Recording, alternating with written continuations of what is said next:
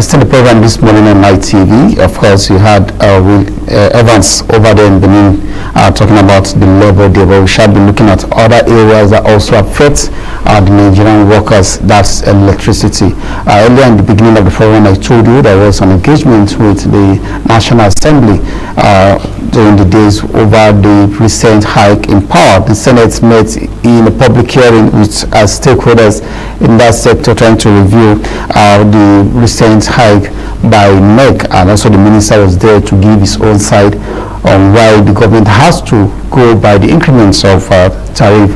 We saw again at resumption of plenary the House of Representatives calling on NEC to suspend the plan, or rather the increments of tariff. You know, this time they did it according to ban, and saying those in ban A will contribute some quarters to the coffers of the electricity, should be paying as high as over 200 naira. But I have in the studio this morning someone who was part of that engagement yesterday and also on Monday, when they met with the Senate's Committee on Power to review the hike in tariff. He is Chief Priswill Okore, the Executive Director, Electricity Consumer Protection Advocacy Center. Very good morning to you, sir.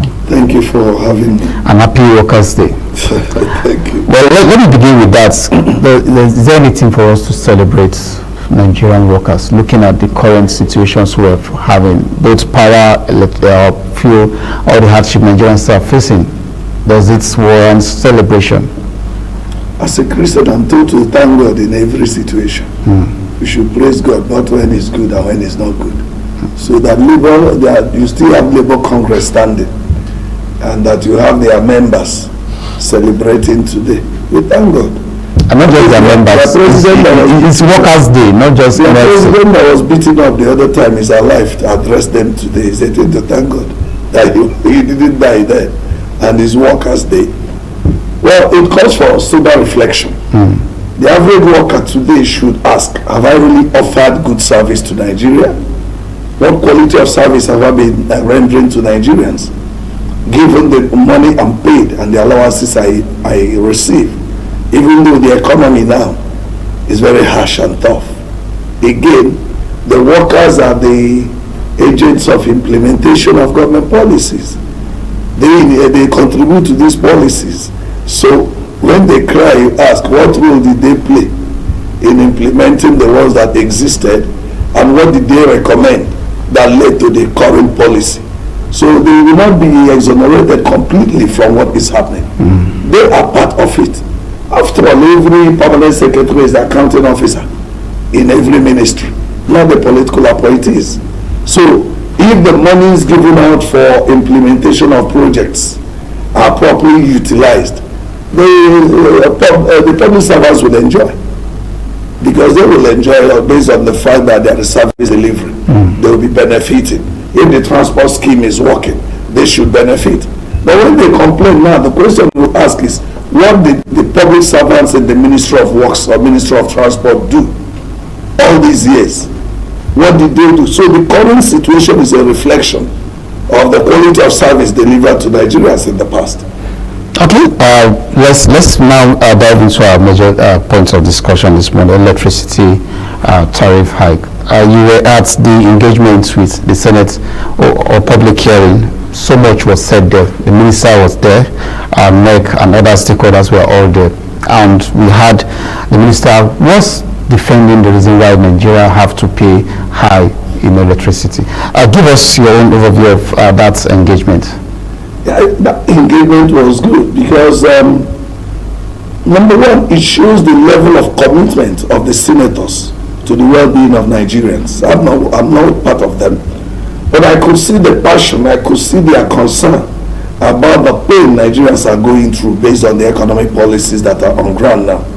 And they didn't hide their feelings. They told the minister point blank that implementing that thing wouldn't work, that Nigerians are suffering, that you cannot remove fuel subsidy. People are suffering in that one. It hasn't settled. Cost of living has escalated. And then you are removing, you are now increasing the electricity tariff for a certain band, And not that this thing they are removing and talking about 20 hours, they are not getting the 20 hours. You know, so there's no, and then we violated the provisions of Electricity Act Section 116 that provided conditions for tariff increase. There was no robust consultation with the consumers and other stakeholders. They even brought in the perspective of the Manufacturers Association. The Manufacturers Association of Nigeria told them that competition, they can no longer compete. They can't have the fuel to power their generators to work, and they don't have the electricity to use, and the cost is going high. So how can they produce? That industries are shutting down, and they are complaining there are no jobs, and you're talking about insecurity. So how can it work? So they make them know, even though the honorable minister tried his best to defend the decision the government is taking, based on the argument over liquidity, you know, liquidity in the sector and all that. But the senators made the minister understand that the problem in the sector is with the distribution companies. And the regulator came up speaking almost the same language with the distribution companies. I celebrate the courage and action of the chairman Senate Committee on Power, Senator Naya Baride. He was blunt. He's saying that he was blunt. He said he wonders why the regulator should be speaking the same way with the distribution company. So he now speaks for the consumers. That it is expected that the distribution company will have their position, the regulator will have their position, and then but in this circumstance, distribution companies were the only people that were happy. They expressed happiness for the increase, and the MEC was justifying the increase, and the minister was. Then the question is the senators were asking them, is this government for the people or for a few? That if the government is for the people, the idea of increasing tariff, you ministry, you are justifying it. NEC, you are justifying it.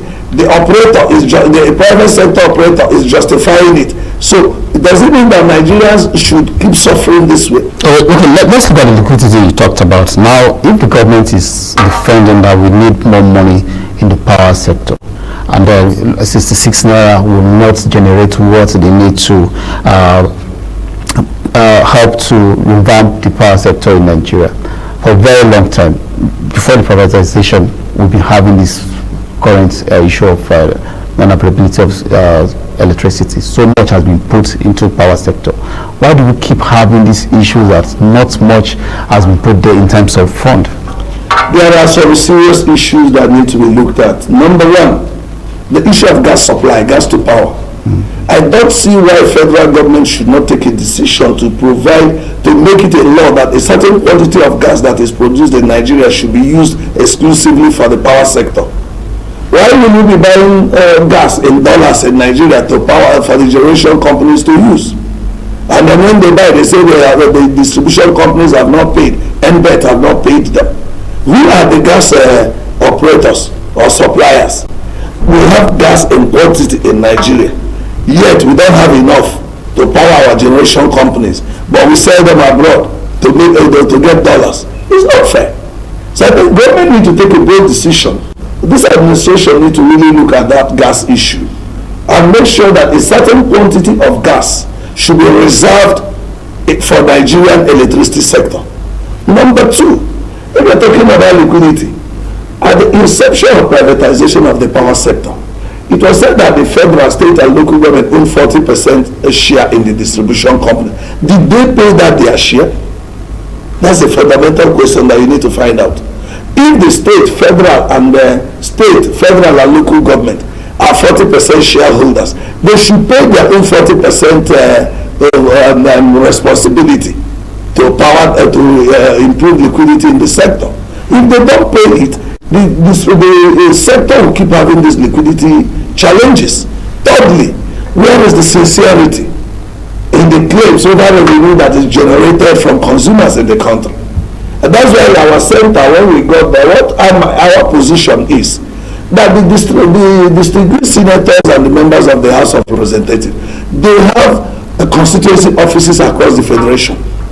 Can they use their constituency offices to do survey on consumer investment in the sector and then revenue consumers put into the sector?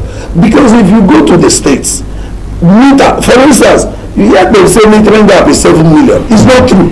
We are challenging that.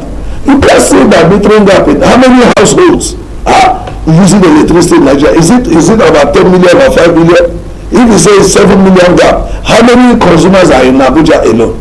In the 6 area councils of Abuja, how many households have electricity? So has there been a kind of statistical data provided by Bureau of Statistics or even Ministry of Power to say we've done consumer enumeration? But they rely on the distribution companies and they will tell you what they have. They have metering gap of 7 million, which is not true. And no investor can come and invest in that. Your 7 million cannot give them the kind of returns they expect on their investment. You know, so you might look at it that you don't even know how much is generated from communities. Because communities that are not metered, nobody reports how much is collected from them. And these people are exploited at a very high level. So before they can say liquidity or they'll be able to take any firm decision in this sector, there is need for survey. The community-based survey. One, how much are the consumers in the communities paying for electricity on a monthly basis? If you check it in the 36 states and 774 local government areas of Nigeria, you will now see the quantity of the amount of the volume of money generated or revenue that is collected at the end of every month. Then you can easily to know whether it's true or false. If you now check the one that is brought in by metered consumers, that is one thing. Number two, we are talking about this sector. What is the consumer investment? If World Bank bring $1 million today, it will be all over media. But why is the media not interested in looking at the investment by consumers?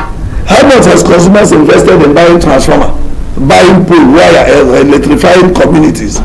But when we look at the consumers' investment in terms of power, we're talking about the infrastructures now, the meters, the transformers, and the poles. Are consumers supposed to provide those items themselves? They are not supposed to. But you see, ignorance is a problem in this sector. There is no proper adequate enlightenment. And the sector is operated in a way that consumers are frustrated. How can, if the discos really depend on the money they get from consumers, their attitude won't be the way it is. But every time we see government is intervening, CBN is intervening, donors are intervening, all for disco. And nobody hears from the consumers. That's why I was asking the minister at the public hearing. I told him, in taking decision for the power sector, you have somebody taking decision for driving generation, distribution, transmission. But who is driving that of consumer? Nobody. So when decisions are taken at the ministry with regards to power sector, nobody speaks for consumers. So what you now see is that the demand side that are the consumers are kept in the back. The same happens to policy. So there's no policy enlightenment. So the people don't even know that under network expansion investment policy, if you buy transformer, you are entitled to refund. Under meter access provider, if you pay for meter, you are entitled for refund. So when they don't know, you might see them stay in darkness. I think like in Papua and for 2-3 days that there's no light. So by a community that stays like that, they want to say, what do we do? And they want to help, they resort to self-help. And that self-help will drag them to the distribution company, who will not enlighten them on the conditions. They will let them, they say, okay, say you have donated it. You now go and sign and say you've donated it. It's not the best. In 2021 or 2022, we did a program in Anambra State. We were looking at transformer issues under rural electrification. 178 autonomous communities in the state. In 2020-2021, only 10 transformers were allocated to that state from rural electrification agency. And how many were installed as at the time we went there in 2023? How many were installed? Not up to 6 was installed. So you also see that majority of the transformers serving that state were provided by communities and individuals. And then when they provide it, it's not documented in government records. It's not publicized. So the same consumers that are doing this are still saying that they don't pay tariff. They are not willing to pay adequate tariff. Now the question is, what is the investment of the distribution company? So if the Senate and the House of Reps now are calling for a reversal of that tariff plan, where does that leave us? Are we going to be having a subsidy for electricity returned so that Nigerians will not have to pay high, so that we now enjoy the power? Have you investigated this subsidy? Who is getting the subsidy? How is this subsidy being given? It's just like when they say subsidy was removed in petroleum. Which companies received the subsidy? We need to punish Nigerians because of inefficiency of organizations. See, we keep shifting goalposts. Here and here, when you have public enterprises, when so many companies were existing and creating jobs, people started committing fraud. Rather than deal with those people and recover the money and strengthen the industries, we shifted to privatization. The same people that collected it, that ruled those companies, use the money and bet over some organizations. Here we are in privatization now. Why will Nigeria not deal with issues of inefficiency and corruption in society? This inefficiency you cover by bringing one name or the other is not the best. We ask World Bank, we've been asking World Bank, what is your interest? Why will you be giving money to Nigeria, giving money for power sector? You are not interested in monitoring how the money is utilized. You say you work with government. Is EFCC, is it not government? Is ICPC not government? Is Consumer Protection Commission not government? So why will World Bank be interested in saying they have put money in the power sector that are supporting DISCO? But they won't be interested in supporting ICPC or Consumer Protection Commission or civil society groups to monitor how those things are utilized. We are asking the senators and House of Reps members, do investigation in your constituencies and let us know the number of meters that were deployed to your various constituencies under the national mass meter program. How many did your constituency get? So that you now know how this sector is functioning. Now, find out how many transformers you are given to your constituency. How much do your constituents pay? And that is why we are starting it with Abuja Ahmad Buhari Federal Constituency. In June, the member representing Ahmad Buhari Federal Constituency is going to organize legislative intervention workshop on electricity consumer protection. And he wants to know how is the distribution company serving the people of Ahmad and Buhari. They will hear from they have about 22 wards in Ahmad Buhari. Representatives of those wards will come and now give their own explanation on the quality of service delivery, their investment, and other issues, metering, transformer, and then provide all that. That will help the honorable member take a clear decision on how he can speak on behalf of his constituents. And we are advocating that if honorable members across board take this route, it will be better. Well, you don't come and depend on what the DISCO is providing for you. The argument came up in Senate that day when DISCO said that the 20-hour supply, they have complied almost 100%. They mentioned DISCO areas where they have complied up to 97%, 87%. I mean, the senators were asking them, we live in my time, how many hours do we have light? And they are telling them. But the minister was quick to even defend that part, that those who are supposed to enjoy 20 hours of light, even if you don't get it, you will not be charged that high. How are we sure? Who monitors? This issue is who is monitoring the police? There's no monitoring. There's no unit on consumer. If there is, the consumer protection unit will streamline things they need to do in that regard and take action. But they don't have. Because look, compliance is an issue. And you can comply if there is a unit driving the policy. It's not just regulation. Because for instance, if they say 20-hour supply, there should be a consumer unit that they will be monitoring. To say, okay, they have their strategy from the 11 DISCOs. How many hours have you received? These people do. But when the DISCO is talking, the consumer unit is telling the minister. But this one is only the distribution company and government agencies that talk to the minister. And he will take what they have told him, whether it's true or false. He will believe they briefed him. It's not the best. But it's so much so that sometimes, even the transformers that consumers use their money to buy, the DISCOs will include it in their capex, their capital expenditure, and present to them for approval. I raised the issue that day. Okay, look at metering now. They introduced the meter acquisition fund. Every consumer pays about 1 naira 800 or something. There's an amount that each consumer pays in the bill you are paying, and that one is for meter acquisition fund. And this same meter, you as the consumer, you are the one buying it, and they are charging you for meter acquisition fund again.